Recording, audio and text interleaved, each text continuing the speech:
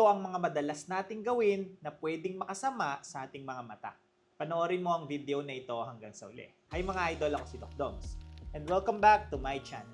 Para sa mga bago lang sa channel ko, I'm a board-certified ophthalmologist and a retina specialist here in the Philippines.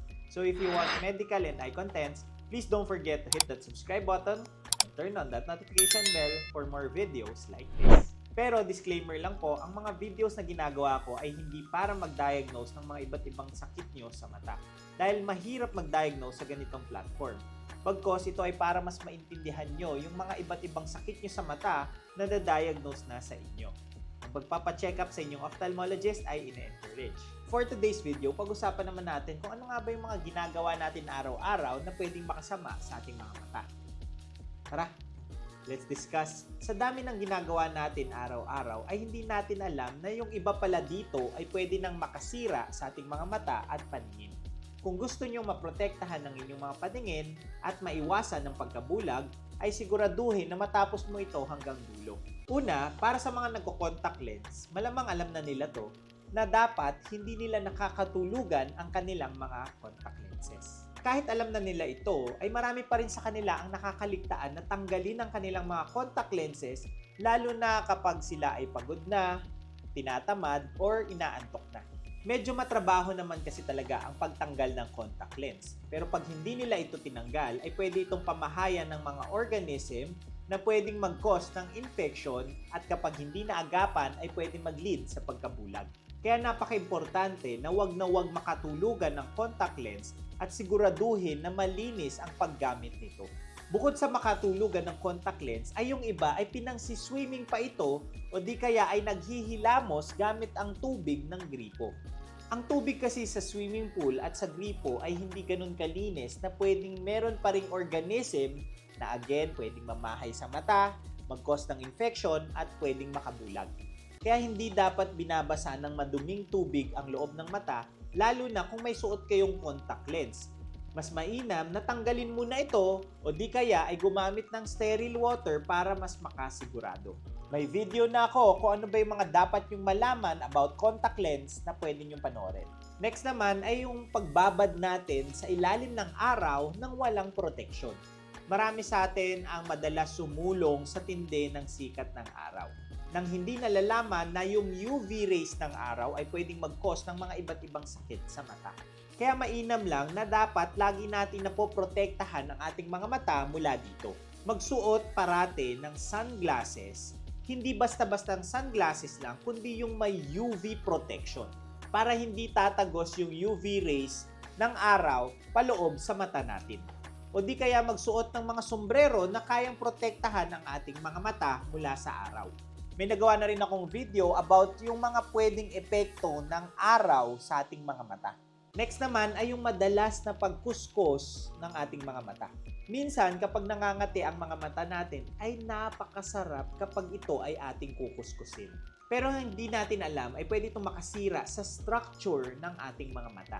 Pwede ito mag-cause ng tinatawag na keratoconus, na kung saan yung dome shape na cornea ng ating mga mata ay pwedeng maging cone shape naman or mag-iba ang hugis nito. Lalo na kung madalas at malakas ang pagkuskus ng ating mga mata.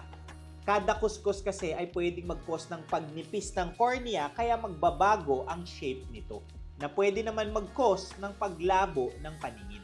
Kaya iwasan natin yung madalas at malakas na pagkuskus ng ating mga mata. Kung nangangati ito, ay siguraduhin na sa balat lamang ito mangangati at iwasan na makuskus ang eyeball mismo.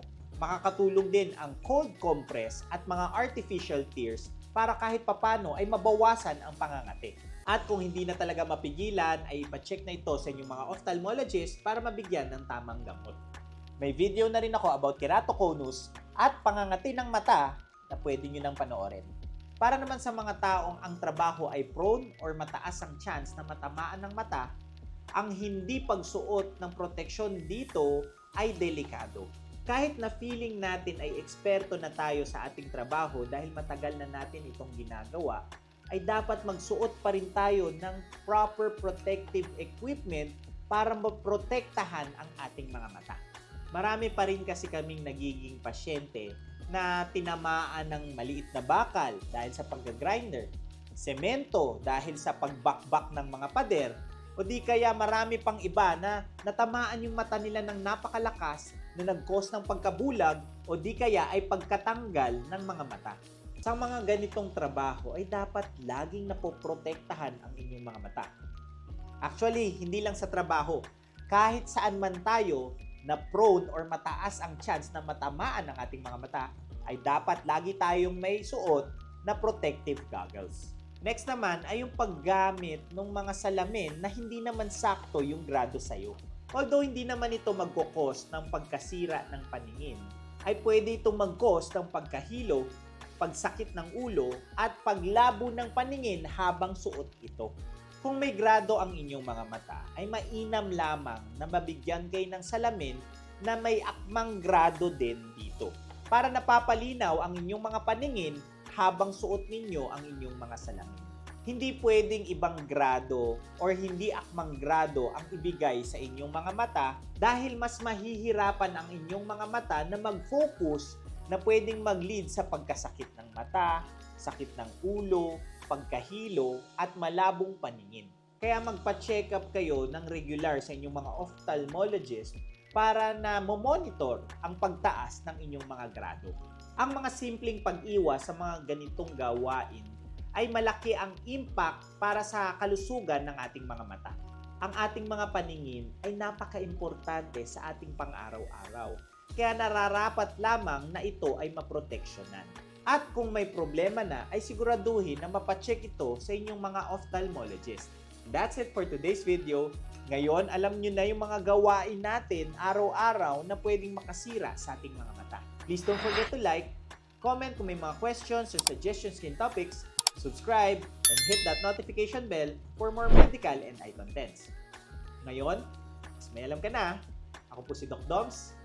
See you on my next video.